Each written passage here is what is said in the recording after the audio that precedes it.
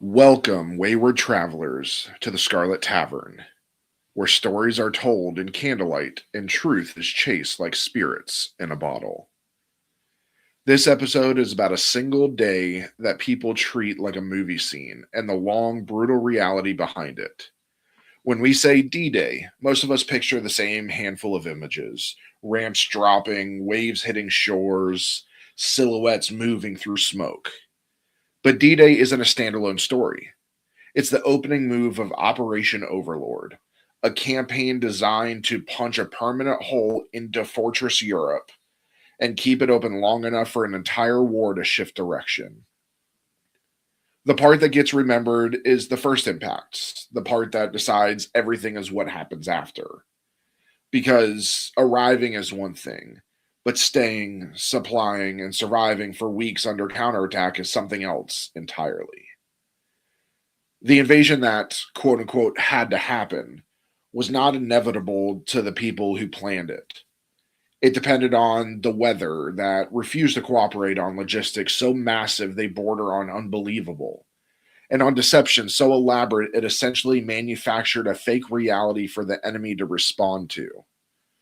Eisenhower even wrote a message in case the entire operation failed because that was a real possibility, not a dramatic flourish added later.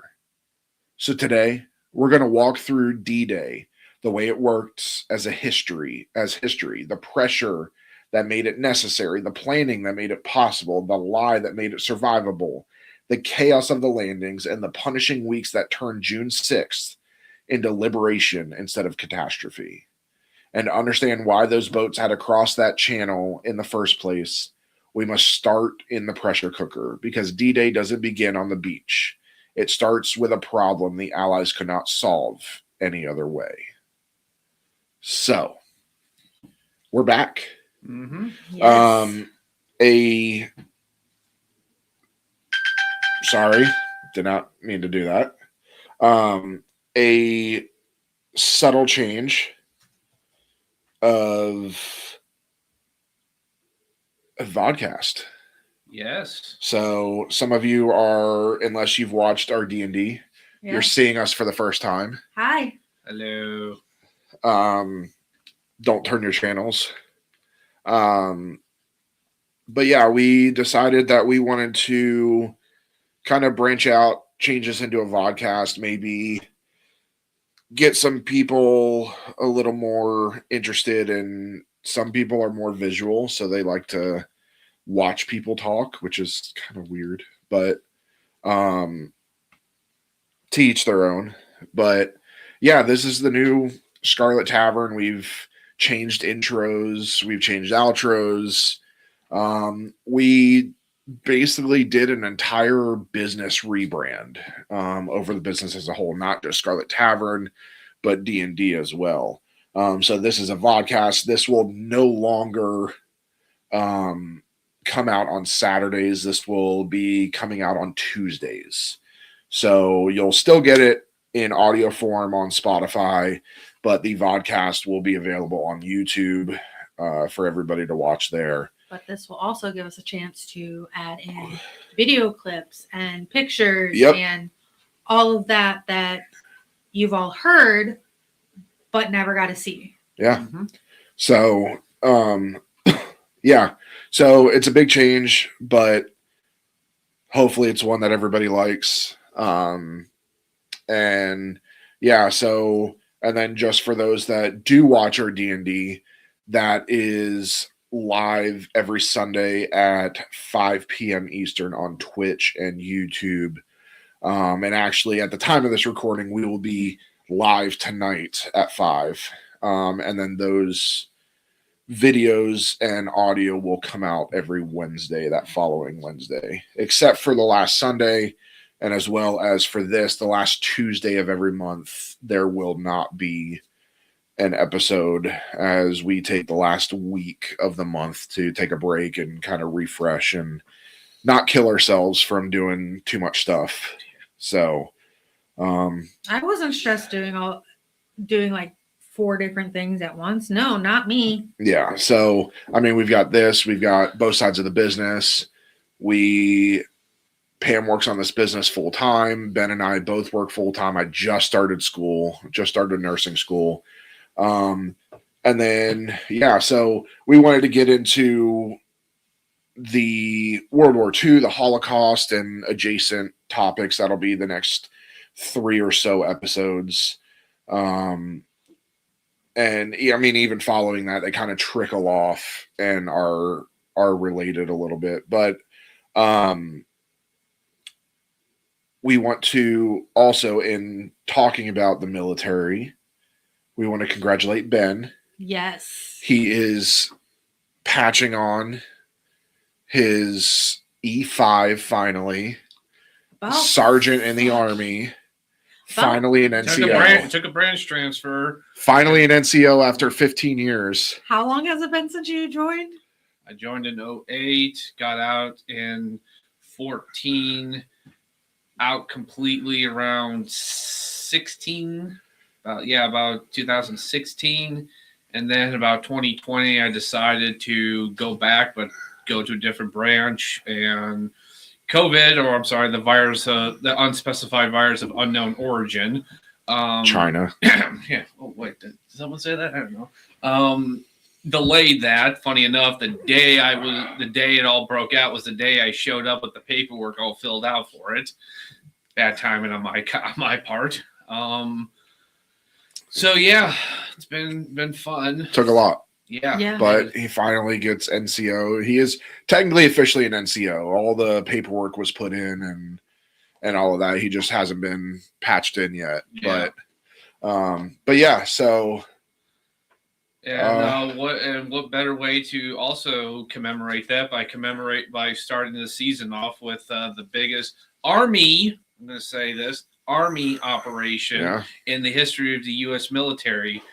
And you're still a fucking traitor. And this is for all of our Devil Dog listeners. You were nowhere near this, so enjoy only having Saipan, which is a bad shadow of D-Day. Marines don't matter anyways. They really don't. They're a cult. So we should add them to our cult list. Yeah. All right. The pressure cooker really starts the moment the Allies decide, in cold strategic terms, that Germany comes first. At the Arcadia Conference, late 1941 into early 1942, Roosevelt and Churchill did not just agree on priorities, they put machinery in place to force cooperation, the creation of the combined chiefs of staff, and a shared approach to coordinating strategy, resources, and command across two militaries that do not naturally operate as one. Yep. Now, of course, now they do because of this. Well, this started, I mean, this is what started the alliance with England and America. Yeah. I mean, this was a better approach. I think World War I worked out a lot of the kinks about how the Brits saw working with the Americans. Yeah. They realized, let's not try to force the American military under our chain of command because it will never happen. Yeah. So, and I mean, now it's we deploy with Brits all the time. Yeah. So, everybody that's been on a deployment has more than likely deployed with somebody of a foreign command. We have like Lake and Heath and all of that. Yeah. Let's not mention the Germans. They're actually not that bad. I can say fuck the Germans. You know what? I will say this, and I'm sorry, but I'm sorry to the U.S. military. They make the far superior infantry assault rifle. The G36C is much better. Plus, it has transparent magazines. In other words, the war against Germany becomes the main effort by policy, not vibes. Once you formalize main effort, every delay must be justified against the one thing you've already said is the priority. That decision is foundational pressure because it turns a moral desire, i.e., we should liberate Europe, into an institutional commitment. Our whole war machine is pointed here. Yeah. Almost immediately, that commitment runs into an ugly reality. The Allies can agree on the destination while still fighting over the route. In 1942 and 1943, the argument isn't just invade or don't invade. It's whether a cross-channel attack can be mounted soon enough and at a scale large enough to survive, or whether pushing elsewhere first is the only responsible move. You can hear that tension in the way early cross-channel concepts get discussed. There are names for them, memos about them, minutes where leaders try to square political urgency with military feasibility. The Americans, especially General George C. Marshall, continue to press the argument that the decisive blow should be in Northwest Europe. The British remain deeply skeptical about attempting it before the conditions are right. The result is a strategic tug of war in which both sides are trying to prevent the other from committing them to disaster. Americans fear a war of endless peripheral operations, while the British fear a premature continental punch that would be gutted on the coast. And you really see this at these conferences and in the first meetings with the joint staff, because Marshall was the proponent. Like, Marshall didn't even want to invade North Africa. Yeah. He wanted to leave that to the Brits. He wanted early 1942 Americans landing on the beaches of France, not Normandy, but just he wanted them there. But the British, and I will always defend the British because I felt that in the early stages of the war they were wiser about this. Believe it or not, I know it's kind of shocking, but they did realize that the American fighting force was not equipped. They were not experienced yet. Well, we had never fought a war like this. Well, we fought Germany. Yeah, but not we never fought like this. You're right. Not like this. No, we didn't. And we actually we learned that lesson the hard way, because when Operation Torch, which was us invading Morocco and Algeria, the first battle we fought at Kesselring Pass against the Germans, we lost. Yeah. Badly. And it was kind of, in a way, Marshall was proven wrong and the British were right. If we had landed in 1942 at France, wherever, we would have been decimated. It would have been a You think massacre. Normandy was bad? Normandy almost didn't work, but it worked because we had a lot of units there that were Yeah. experienced. Well, and we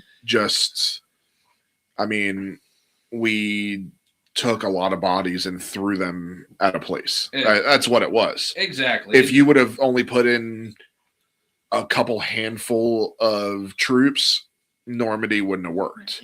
You needed that, as horrible as it sounds, you needed those bodies dropping for the rear to advance to be able to get in. And plus, we really did need the experience. We needed to learn how to fight the Germans before we met them at their home base. I will say it is my goal at some point in my life I've jumped out of plenty of airplanes. It's my goal at some point to be able to jump at Normandy. I would love to land on Normandy. You have fun. I'll gladly recreate the beach landing. Thank you very much. Yeah, and get shot. That's fine. This is an ironic thing, because all of my family, for the most part, are airborne. Yeah. Yeah. I am the only one in my family who is not airborne, and I'm happy to break that tradition. I'm gonna laugh when your new unit makes you. It's an artillery unit. I ain't jumping out of nothing. I'm gonna laugh. I'm gonna laugh too. Or at least air assault. I thought we'd forgotten that. Now, layer in the most exhausting kind of pressure. You don't get to plan this war in a vacuum. In 1942, Stalin was already demanding a second front, aggressively, explicitly, and repeatedly. And it isn't performative. The Soviets are bleeding at a scale the Western Allies cannot fully comprehend from across the channel. And Stalin treats a second front not as a nice to have, but as proof that the alliance is real. The Library of Congress preserves a 1942 Stalin memo calling for opening a second front in Europe to relieve Nazi pressure, which gives you a direct window into how urgent and how accusatory this becomes. The Soviet pressure isn't just background noise. It warps Allied decision-making because it introduces a dangerous political dimension. Delay risks not only military opportunity, but alliance cohesion. But here's the part that quietly tightens the lid even more. Even if everyone agreed tomorrow on the perfect plan, the Allies still have to win the right to prepare for it. The buildup in Britain depends on the flow of men, fuel, vehicles, ammunition, and food across the Atlantic, and that flow is contested. The Battle of the Atlantic isn't just a separate naval campaign happening somewhere else. It's the artery that determines whether Britain can become the staging ground for the return to Europe. The U.S. Navy's own historical framing emphasizes how the Atlantic fight pits Allied shipping and escort forces against German U-boats and surface threats. If that shipping gets strangled, the cross-channel dream collapses before it ever reaches a beach. And even when shipping arrives, you hit another constraint. British ports, rail capacity, and inland transport must absorb and move truly staggering volumes of material, limitations that official logistical histories point out as severe restrictions during the buildup. So that the pressure cooker includes this constant grinding truth. Strategy must fit inside what the oceans and ports will allow. And at that time, when they're talking about staggering volumes of material, we're talking about hundreds of thousands of pounds. Oh yeah, I think it does go into a little bit. It's hundreds of thousands of pounds of ammunition and it's like ammunition, troops, food. Yeah, I mean it's building materials. We've never moved that much stuff at once. No, and keep in mind, while this is all happening, it's under the nose of the Kriegsmarine, the German Navy. The U-boats are target shooting basically every freighter they can find. I'm actually shocked they never realized that what was heading their way. I mean, they had to have at some point realized, there's just a lot of more ships heading out there. But keep in mind, though, trying to fill this, what people don't seem to understand is for Americans, imagine all this buildup being trying to cram it in the square footage of a place that is smaller than Colorado. Yeah. That is, Great Britain is about the size of Colorado, and we're building an invasion force there on top of the already British military, which is already there. So, and keep in mind, the only time we ever tried to move, it wasn't even this much material, but the only other time we ever moved a lot of material at once was during the Civil War. Yeah. And that was in our own country. Yeah. So like my base, F.E. Warren, it's actually Fort Warren, what it used to be. And it was actually built around railroad tracks because it was horrible because the train still ran through there. But that train would come through and bring supplies. Well, it kept getting attacked. So the army started building forts everywhere, and Fort Warren was one of them. And it was built around the railroad track. So there's a train that goes through F.E. Warren every single fucking night. And eventually, obviously, after everything got turned into an Air Force base. Or a joint base. I mean, really, people with the buildup of Normandy, really many other battles had to be won in order for this. The Battle of Atlantic had to be won, and the U.S. Navy was probably I would say they were the death knell of the German Navy in there. We're sorry, folks. We're having to get really clever with brand concealment because we're not used to doing that here. No. And I always point this out. The United States actually almost fucked up the Battle of the Atlantic, and that is Admiral King was a known Anglophobe. He hated the British, and if the British suggested him to take a bath, he wouldn't touch a bathtub for a month. The British told him start convoying American shipping going to England so you don't take losses.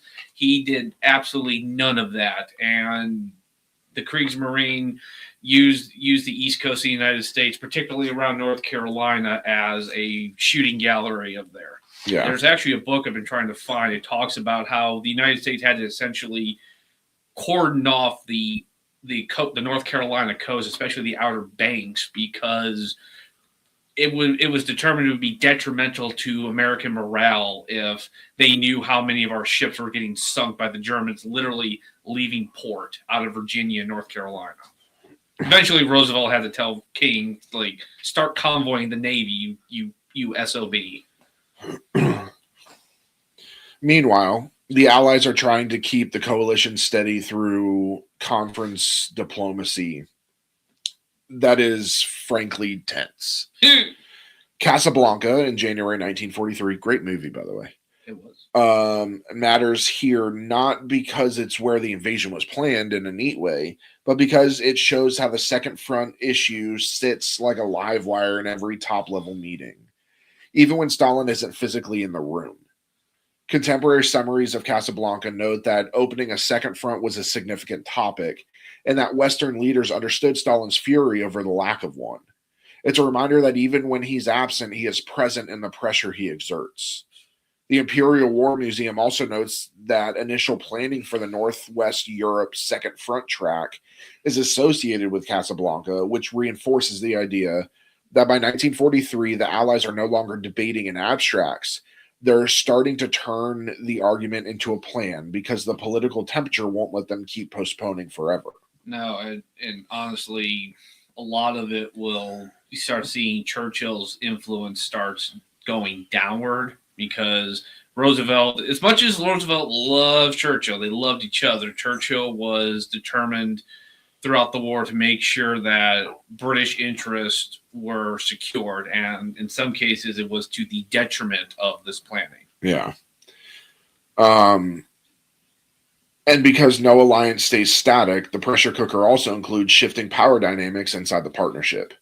By mid-1943, as U.S. industrial and military contributions continue to grow, Roosevelt becomes harder for Churchill to steer, and British influence starts to erode in the face of American capacity and Soviet necessity. The National World War II Museum's discussion of Cairo and Tehran captures that shift directly. Stalin's insistence grows, Churchill's leverage declines, and Roosevelt's position evolves as the U.S. weight in the war effort increases. That matters because it changes what consensus looks like. It becomes less about persuading everyone and more about managing inevitabilities and what has to happen to keep the alliance intact and the war moving toward a decisive end. There were some instances where the British tried to, for lack of a better term, force the issue, because they wanted to completely secure the Mediterranean before they ever thought about moving up into Northwest Europe around France. And at this point, the Americans, like Marshall and Roosevelt, were just getting really, excuse my language, they're getting really pissed off at Churchill, because in one instance, the British launched a campaign in the Eastern Mediterranean around Greece, the Dode Ikanesi campaign, to try to capture roads in these islands in Greece. Because around this time, also 43, we've invaded Italy. Sicily and Italy have been invaded, and Italy capitulated. So the British tried to secure Greek islands, and they messed it up. Mostly because they just expected the Americans to go and help them. And Marshall said, "We have no interest in Greece. You're on your own." So it turned into a debacle, and it ended up giving the Germans their last real victory in the war. They would never really win after this campaign. It was a complete disaster, and it ended up delaying a lot of operations because the British committed so much to try and capture these little islands off the coast of Greece. So, by the time the Allies arrive at Tehran in late 1943, the pressure cooker has reached its most dangerous stage. It's not just about whether a second front is needed, but whether the alliance can survive if it isn't delivered. The U.S. State Department's milestone summary of Tehran is blunt about the outcome. The British and Americans commit to launching Operation Overlord on a firm timeline, and the Soviets agree to launch a major offensive to divert German forces. This is the moment when pressure transforms into obligation, when planning stops being an internal debate and becomes a promise made at the highest level, backed by the credibility of the alliance of the line. And once you make a promise like that, once it's spoken in rooms where world leaders don't forget, there's no "we'll see." There's only the following question: what does it take to turn a political commitment into a military reality without the whole thing collapsing under its own weight? Well, I'm glad you asked, Ben. So, once the cross-channel return stops being a someday idea and becomes a committed operation, the war effort in Britain must change shape. It isn't enough to have soldiers in the UK. The UK must become a functioning launch platform for an entire continental campaign. That buildup has its own name in the Allied paperwork, Operation Bolero.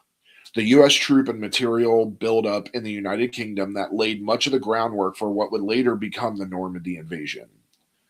Bolero isn't one shipment or one convoy. It's a sustained migration of manpower, equipment, and organizational infrastructure, bases, depots, hospitals, repair facilities, fuel storage, and administrative systems designed to keep a considerable force alive and ready. There's That administrative systems, that is basically payroll and the culinary.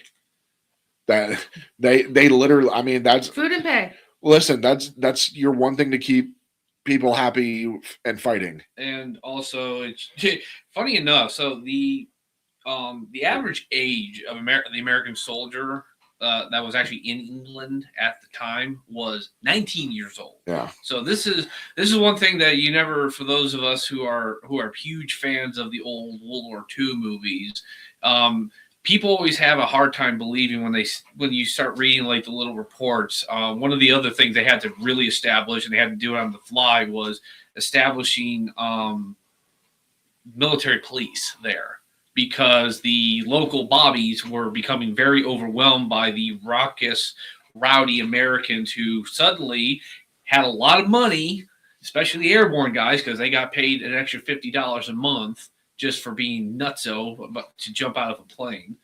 And now they're carousing in a country that they've never been to before. There's all kinds of incidents of stories of Americans just basically trashing bars and doing all kinds of stuff. The scale of that buildup is what turns planning into a monster. In official U.S. Army logistical histories, you can watch the numbers swell. In just 5 months, from January through May 1944, American forces in the UK roughly doubled, rising from 774,000 in December 1943 to over 1.5 million by late May 1944. And that's not just a statistic. It's a strain on every system that supports life and movement: billeting, sanitation, food supply, training areas, medical care, and transportation networks. That's also why Overlord preparation isn't just combat readiness. It's managing an exploding footprint without letting the whole thing become obvious, disorganized, or unsafe. So just picture it this way. So let's say you have, let's say you have a hospital, right? So your hospital is normal staff. You've got per floor, you've got 50 people per floor. ER maybe a little bit bigger because it's more rapid.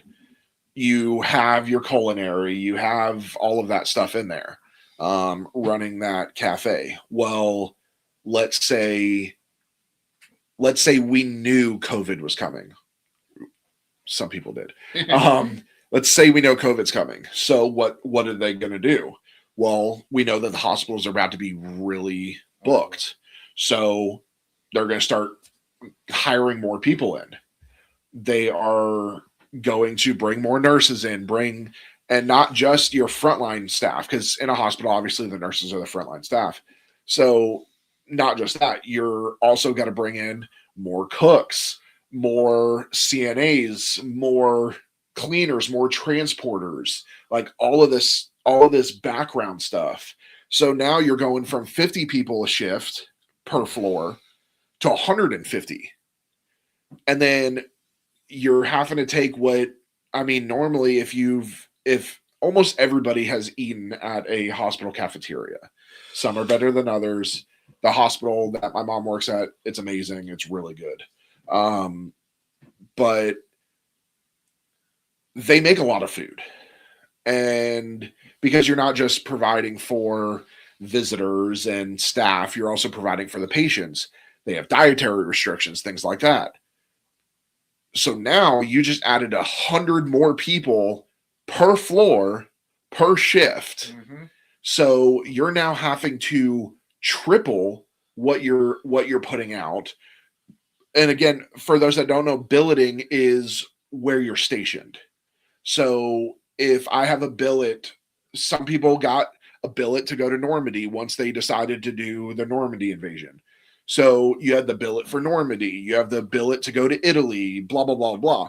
So these billets, now the higher command is having to figure out, oh, fuck, we now have 1.5 million people that we have to billet everywhere.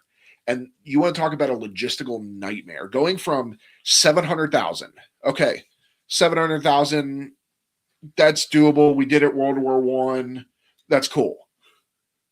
We've never had this amount of troops in one area for a war.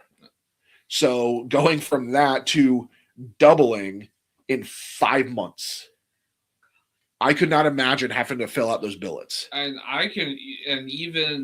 they even talk about in other historical accounts the strain it put on the British people, because again, does, if I remember right, it does go in on. Well, you got to think of housing. You get a lot of Americans had to be housed with British families because little revenge there for the Revolutionary War. What is that? What is that? No quarters. Yeah, no quartering. Fuck that. Payback, bitch. So there's actually. I feel like they probably did that on purpose. They were fucking Roosevelt's just like, you know what? Fuck it. Go stay with the Brits. London was getting bombed at this point, too. No, actually, no. Not yet. Not yet? No. At this point, the Luftwaffe has actually they've pulled back a lot because by 1943, they realized they hadn't had any major significant bombing raids on Britain. They still had them occasionally, but at that point, they realized, okay, the hammer's about to hit us pretty close onto the continent. We need to pull back. The Battle of Britain really kind of happened in 1940.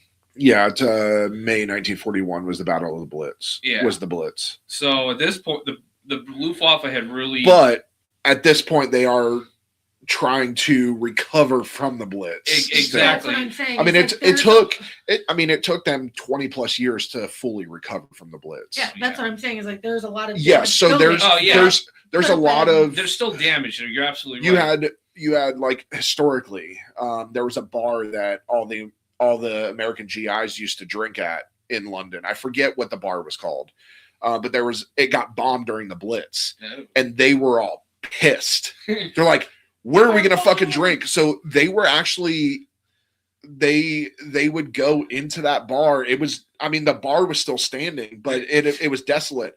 They would go fucking sit in that damn bar. It's like, this is my bar, and I don't care. They're just sitting there drinking, and they would find the scrap bottles.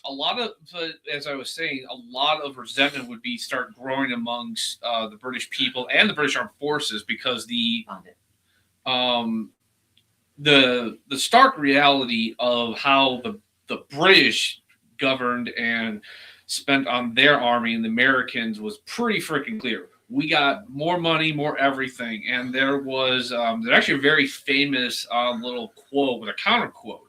The Brits used to always complain that the Americans were those damnable Yanks were overpaid, oversexed, and over here, because the Americans would literally show up, all kinds of money. All the British girls would just flock to the Americans and just, of course, ditch the Brits, and that pissed them off. Because we had brushed our teeth. Yeah. And now the counter to that would be the Americans is like, well, the British army is underpaid, undersexed, and under Eisenhower. Yeah. Because that was for a lot of the hardcore British army officers, they hated the fact that in the actual command structure, the British military ultimately fell under the American command. Yeah. And great commander. Oh, yeah. I can also just imagine when all the Americans showing up there, how many times do you think there was traffic accidents because driving on the wrong side of the road? You mean the right side of the road? What's the bar? So it's actually not the bar. But there was a bar that was famous in the UK that American GIs drank at because of its defiance of segregation rules. Yeah. They were not segregating in that bar. That was a huge thing. So Yes. the black GIs could actually go there and drink with everybody. Unfortunately, that's a dark point about this because there was more than a few incidents of where We will get into that in a couple episodes. Yeah. Yes. So to feed that footprint, the Allies must solve an unsexy but fatal problem: where to put everything. It's not enough to unload cargo. You need places to store it, protect it, inventory it, and then move it out again in controlled flows. The logistics picture includes covered storage for weather-sensitive equipment, open storage and hard stands for vehicles and bulk material, and specialized facilities for gas, oil, and lubricants, because we don't say petrol because we're Americans. Yeah. Because fuel is not just a supply, it's mobility. The American logistics planning literature describes huge construction programs in Britain to support this, including storage capacity and fuel facilities specifically built for the invasion staging effort. Now, there's an issue with this too. They have to hide this too, because if you see them building all this stuff, Germany goes, "What are they doing?" I mean, the Germans definitely were not bombing England like they were beforehand, but Germans were still flying over England, and they still had spies in. So, like, what the fuck are these guys building for? And if you don't hide this well enough, you tip your hand. So, at a very crucial part, then comes a particularly clever logistical workaround that shows just how tight shipping and port capacity could get: pre-stowage. In the system, ships were loaded in the U.S. with pre-planned blocks of supplies, rations, equipment, and ammunition, and then held in UK waters as floating depots, available for call-up if needed. It reduced the burden on already stressed ports and warehouses.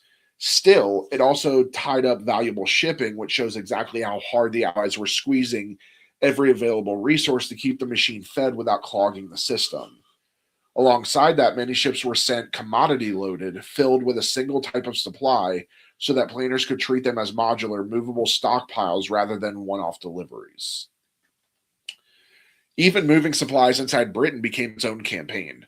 Planners preferred rail wherever possible because rural roads and village streets were not designed for relentless heavy truck traffic, plus slower, so there's a chance for the Axis to see them, take it, blah, blah, blah, blah. Train.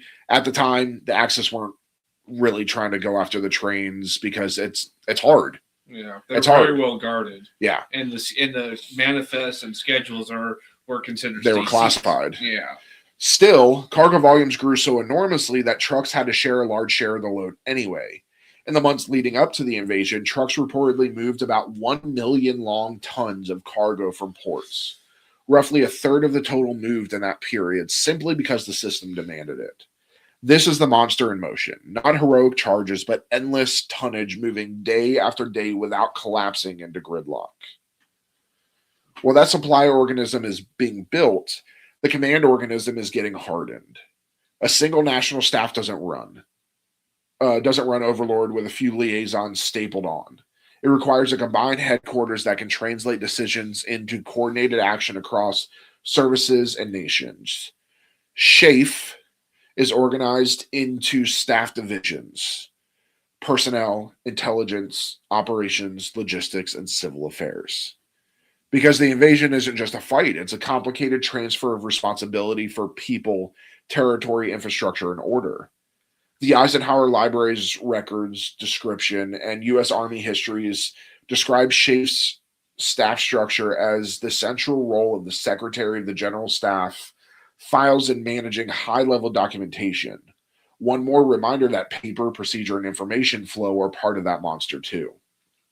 So SHAFE stands for Supreme Headquarters Allied Expeditionary Force. Correct. And that civil affairs piece, often overlooked, matters early because you cannot land a massive force and pretend civilians don't exist. SHAFE planners had to build procedures for governance, relief, coordination with French authorities, and the political friction that would accompany the liberation of territory while managing competing claims to legitimacy. U.S. State Department documents show active planning around French liaison and civil affairs leadership arrangements. And U.S. Army histories emphasize how sensitive relations with de Gaulle. No one liked him. Yeah. And French authorities were even before the landings. This is part of the building the monster. You're not just preparing to fight, you're preparing to administer. Yeah. De Gaulle wasn't even told till about where the actual invasion would happen until about a week before. Because they were afraid it was going to get leaked. I mean, that was they didn't know if they could trust him.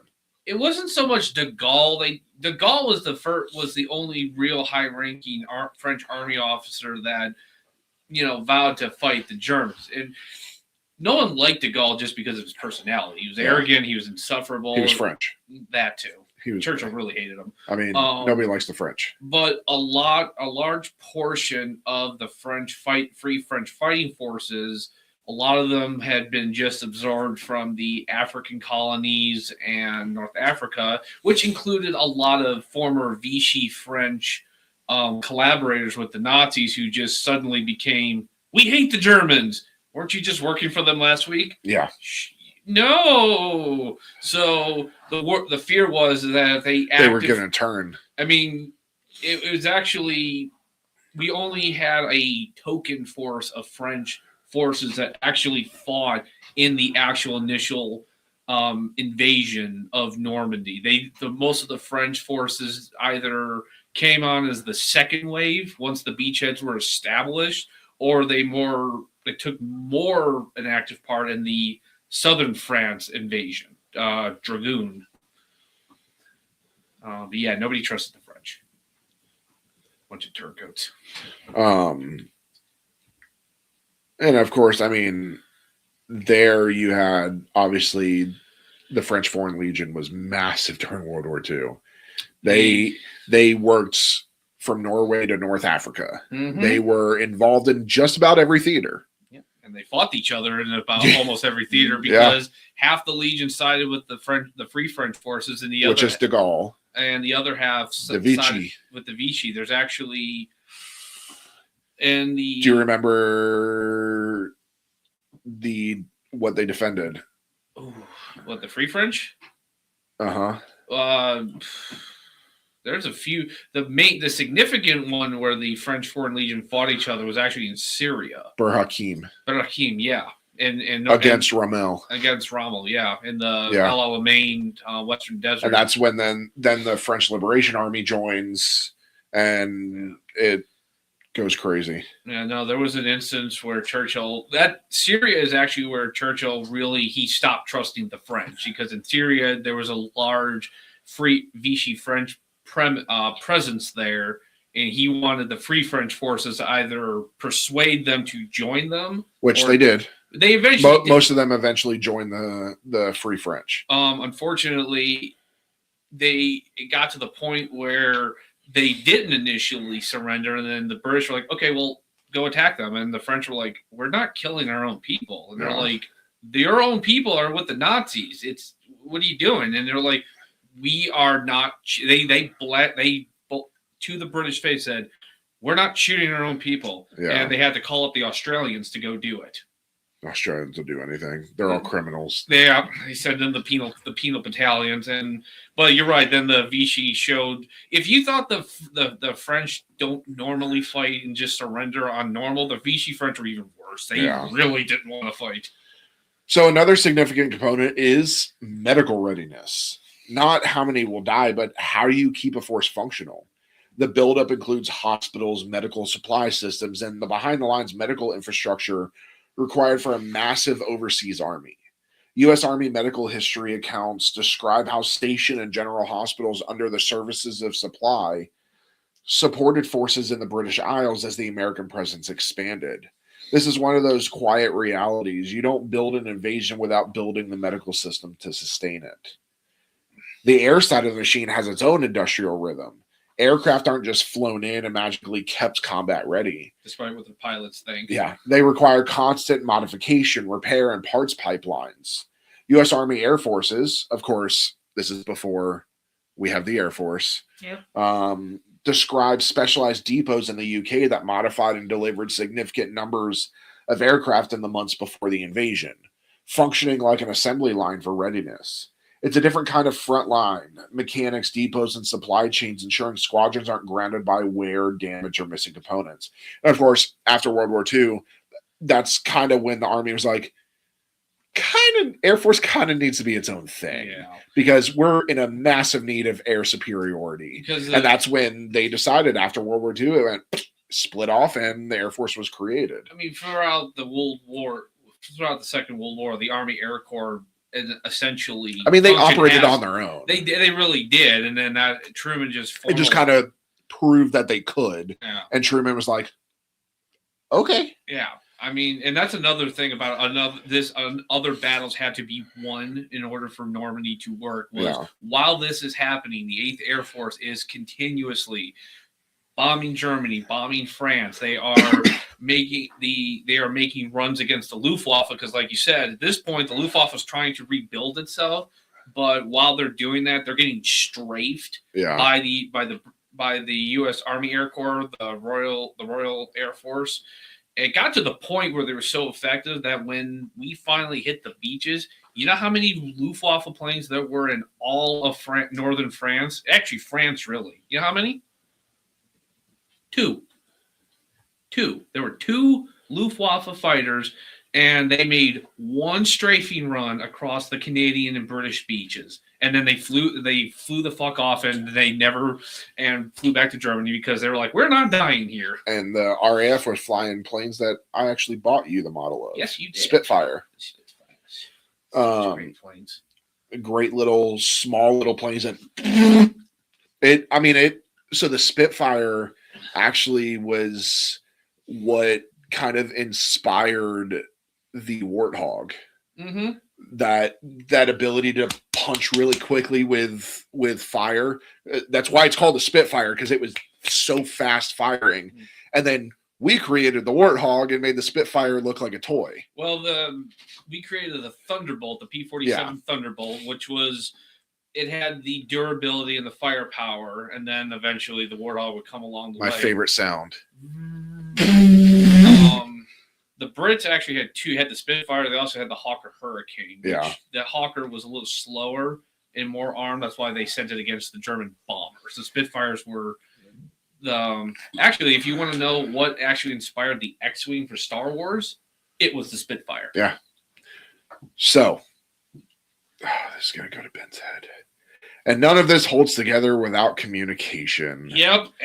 Overlord preparation requires reliable, high-capacity networks to keep commanders connected, move orders quickly, and share reconnaissance and mapping products across echelons. I should point out the fact that that the one time that they tried to use pigeons like they used to, the pigeons flew to the German side during the Normandy invasion. So that shows you how reliable those little rats with the wings are. Modern write-ups drawing on Signal Corps history describes the U.S. Army Signal Corps responsibility for building prominent multi-channel voice and high-speed communication networks to support a million-plus troop mission under hostile conditions, including channels used to exchange reconnaissance imagery and operational maps.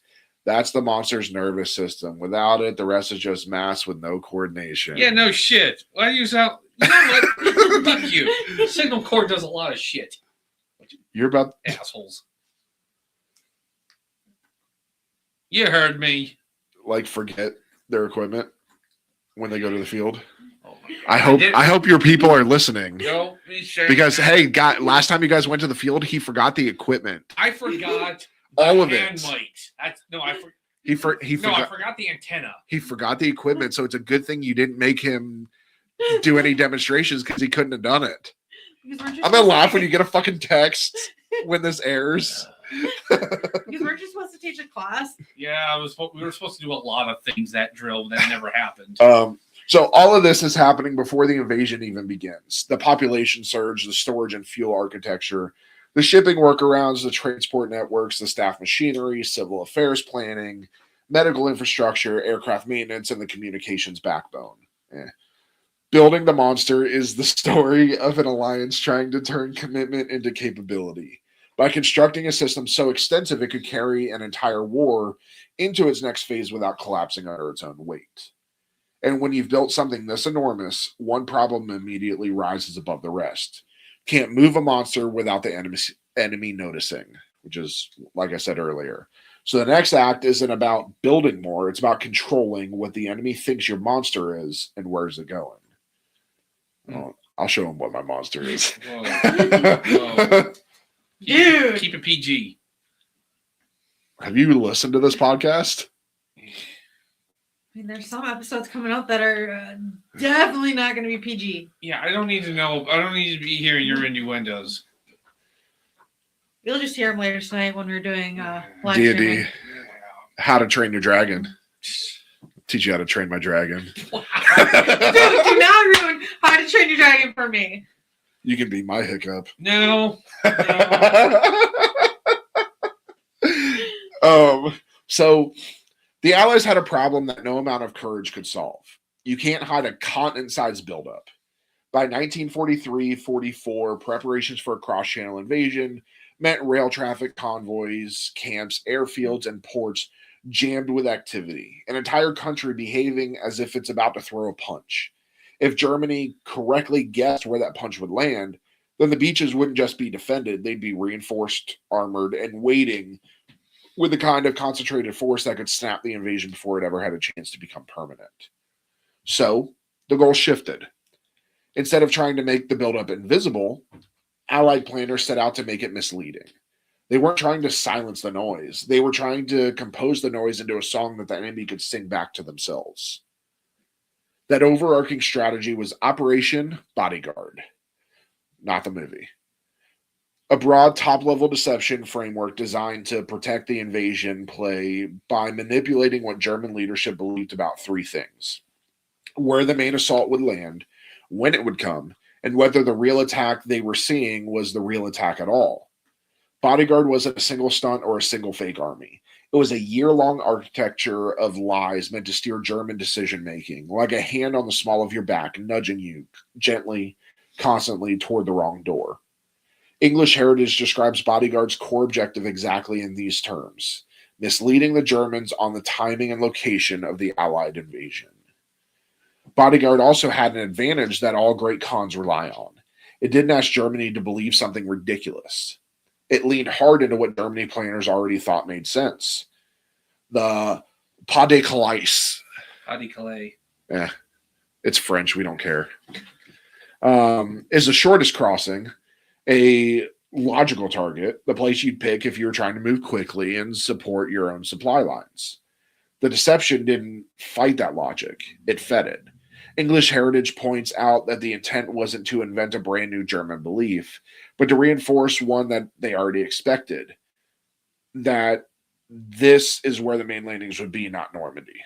I mean, also from that point, at Calais, the distance between Calais and the German border is only like 300, 400 It's what miles. would make the most sense. It would. And it bypasses almost all major French cities, which the Germans thought that the Allies thought the Germans would defend most of those cities tooth and nail. Now, granted, the only cities French cities the Germans ever defended were the coastal ones, because that's where the U-boat pens were. That's where they realized was that if they're going to invade France, they're going to need a major port. It's somewhere to offload all that stuff.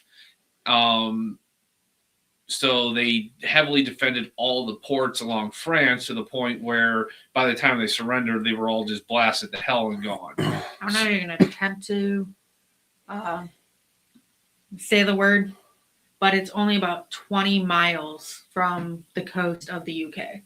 Yeah, and that it would be also very short there. So if there was, say, bad weather, it's not that far of a crossing. So it is.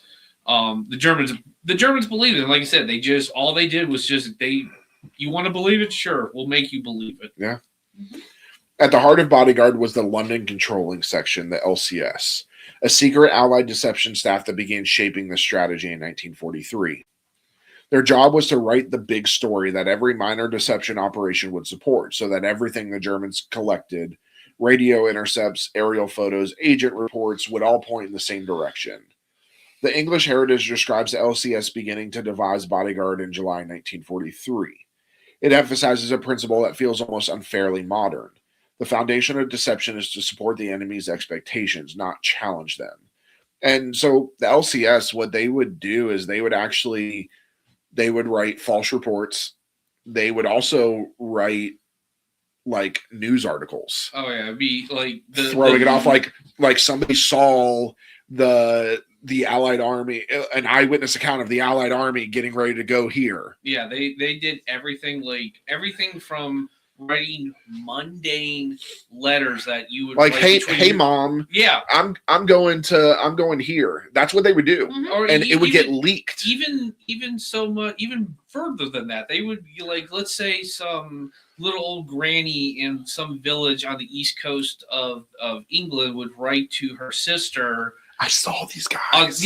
Saw this thing. Yeah. Because again, the Germans, through this huge network of, it's almost they had spies everywhere. Yeah. Like grassroots, because there was a lot of, believe it or not, there was a lot of fascist-leaning supporters in England in the years leading up to the war, and they didn't go anywhere, and they were very quiet about it. So the Germans kind of leaned on They had people in the post office and all of that they would go, ooh.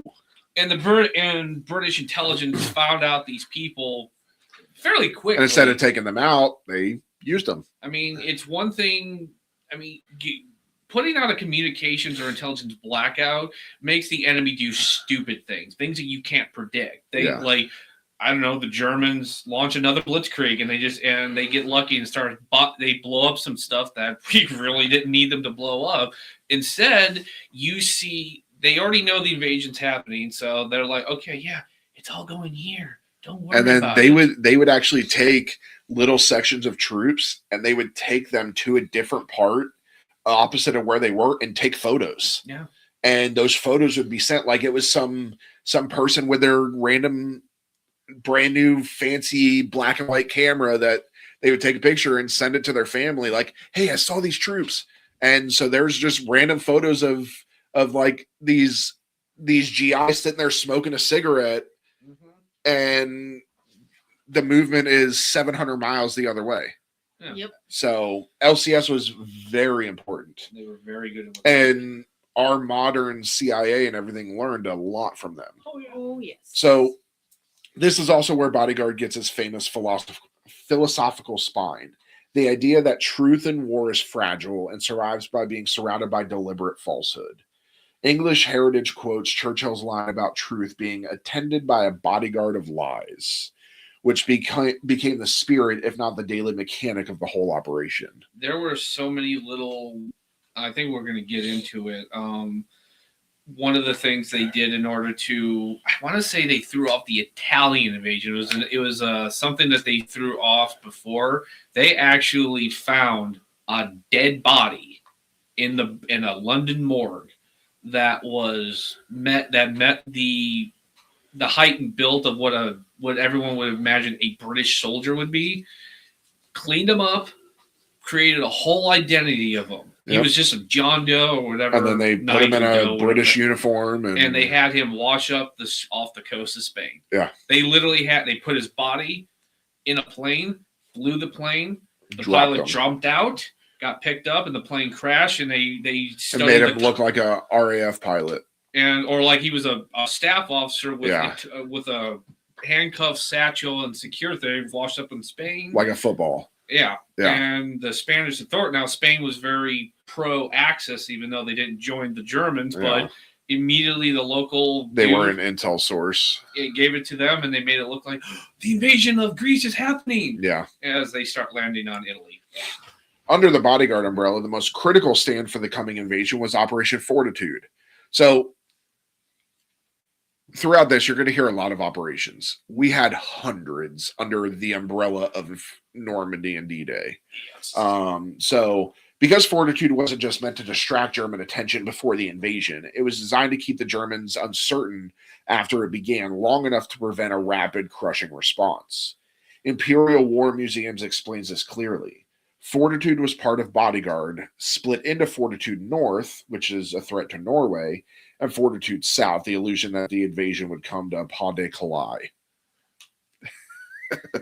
I say it on purpose. I know. Fortitude North matters because it creates a wider strategic headache for Germany. If Norway looks threatened, you can't strip it bare. You're forced to hold forces just in case. The point isn't that the Allies intended to storm Norway. It's that Germany must behave as if they might. And obviously, this spreads their forces thin. There was about 300,000 Germans occupying Norway. Imagine if 300,000 extra soldiers became available to the Germans. Yeah. Meanwhile, Fortitude South does the real heavy lifting. It tries to lock German attention into Pas de Calais. so tightly that even contradictory evidence feels like a trick. I mean, Ben is part French. No, I'm not. I just took French in high school. Oh, sorry, French Canadian. Fuck you. To sell Fortitude South, the Allies built something audacious, an army that didn't exist, a phantom formation called FUSOG, First U.S. Army Group, complete with supposed headquarters, training areas, equipment concentrations, and the regular administrative heartbeat of a real force. IWM, which is the Imperial War Museum, describes how fake radio traffic and decoy equipment, including inflatable tanks and dummy landing craft, were used to mimic preparations for a major assault aimed at Pas de Calais. with FUSOG as the centerpiece. They legitimately had inflatable tanks. They're sitting there blowing up these fucking inflatable tanks. Stupid ass The Germans. Army, the U.S. military employed, like, basically they went through the whole ranks of the U.S. Army and they grabbed every artist, sculptor, everything, and they were like, you have a new job. It would have been hilarious if they made FUSOG an actual thing after the war. That would have been good. They would have been like, no, it was real the whole time. What are you talking about? FUSOG is real. Then they did the smartest branding choice imaginable. They attached a name the Germans already feared. Britannica notes that a key sub-operation under Fortitude, Operation Quicksilver, again, operation under operation under operation. It was literally every operation had like 6 sub-operations. Yeah. And then those had sub-operations. Began in January 1944 to make the deception believable. Quicksilver used FUSOG alongside extensive decoys, fake tanks, aircraft, and infrastructure, and crucially, George S. Patton was publicly presented as the commander of this fictitious force because his reputation made the story feel real. And of course, at this time, Patton's feared. Yes. By the Germans, so the German attitude about Patton was that he was he's a bulldog. Yeah. He is the guy that the Germans on this. Patton is the guy that they sick on us to break our format and do everything because he did it so well in Sicily and in Italy. So what the Germans never realized, and I'm shocked because they actually had some well-placed intelligence sources within SHAEF, we found out at the end of the war, was that Patton was universally hated by the Allies. Yeah. In fact, the people that Patton hated the most actually really liked him, like Montgomery. Patton hated Bernard because Montgomery. They respected him. But Montgomery respected Patton. Yeah. He said Patton may not be the best strategist, but if you give that man a plan, he will execute it too, and he will make it succeed. Eisenhower, Bradley, General Smith, who was Eisenhower's intelligence officer and would later become one of the directors of the CIA. They all hated Patton. Yeah. They thought he was an asshole. In fact, during Quicksilver, Patton almost got himself fired which is so funny because he was leading a fake operation that he was never meant to actually succeed, and he almost got fired for it because he gave a speech, part of this PR, to a bunch of British like Widows and Wives Association, and he was talking about the post-war world where he said Britain, America, and France will help rebuild it, and basically F you, Russia. And it pissed off the Russians to the point where they were like, maybe you should find somebody else to run this. And they were like, shut up. And shut up, you're going to make them realize FUSOG's not real.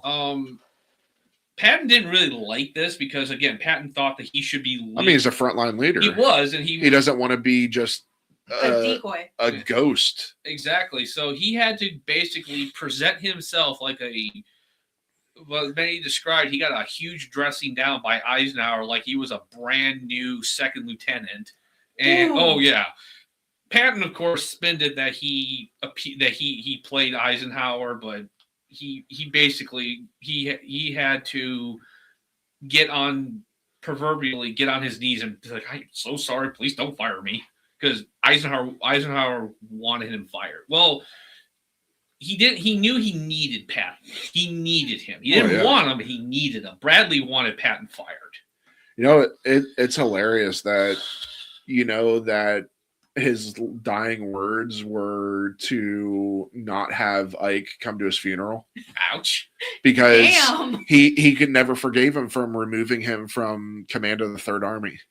Yeah. So his dying words to his wife were, "Do not have them come to my fucking funeral." Well, I mean, you know what? He said, "I cannot eat at the same table with Beetle Smith."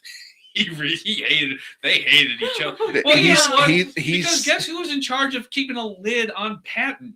That was an operation of itself. Beetle's like, "What do you want me to do, General Eisenhower? Keep Patton from fucking this up." That was what's funny too is how Patton died, right? No. So he got in a car accident in Germany, ended up getting a blood clot, which ended up eventually giving him a stroke, and he died at 60 years old. Survived fucking World War II, multiple medals, survived all of this stuff, probably should have died in the war. Dies in Germany. But because of a car accident. He was paralyzed from the neck down. Had a pulmonary embolism and it ruptured and he died.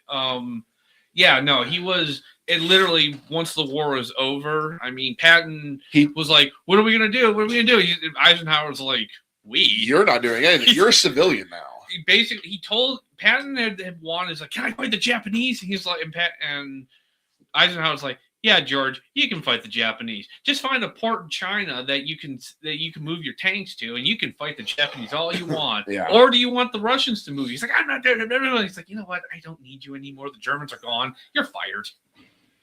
So Britannica is blunt about why all of this mattered. Patton's involvement added credibility precisely because the German high command respected and feared him.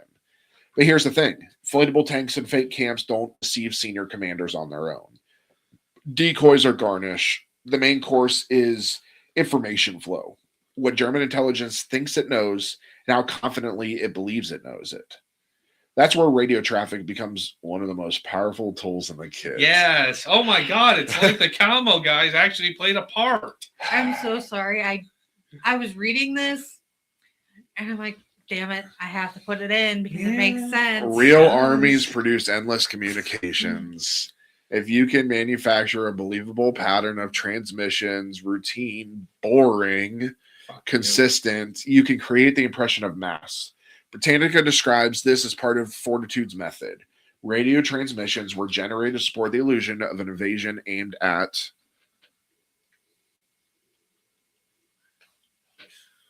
Pas-de-Calais. That's not what it says. Sorry. Calais. Calais. But Radio 1 works if it's reinforced. Because a good intelligence shop doesn't hand off its conclusions to one channel. It wants corroboration. So the Allies layer deception of the way you build a legal case. Multiple independent seeming sources all pointing the same way. Recon photos were allowed to capture what appeared to be evidence of a force in southeast England. Radio traffic suggested the same, and human sources, agents, confirmed it with realistic details. Britannica notes that German reconnaissance was allowed to photograph the Ghost Army, and that double agents fed supporting information to Germany. That human layer is where Bodyguard becomes genuinely sinister, in the sense that it isn't just tricking equipment, it tricks people.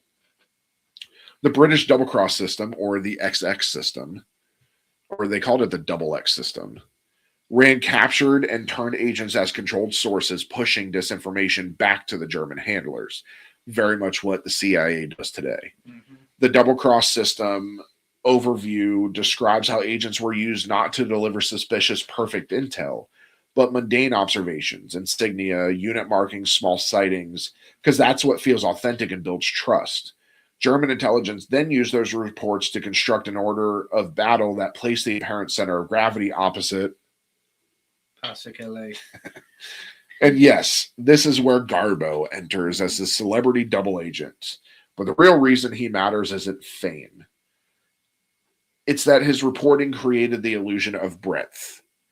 MI5's own history notes the security service's significant contributions through Jan Pujol Garcia.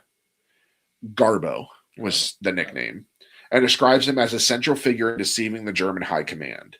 The double-cross summary goes further into the mechanics. Garbo invented a network of phantom sub-agents, so Germany felt as though it wasn't relying on a single informant.